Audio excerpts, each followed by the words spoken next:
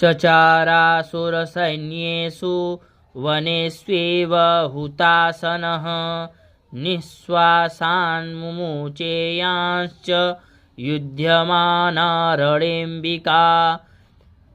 त एव सद्यः सम्भूता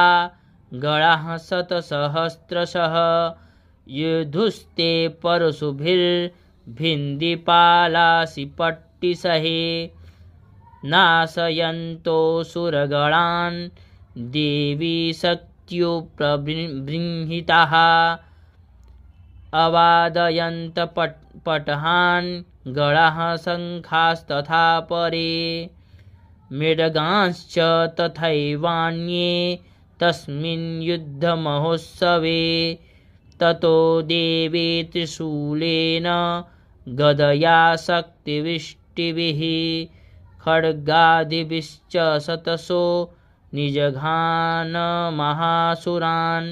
पातयामास चैवान्यान् घण्टास्वन विमोहितान्।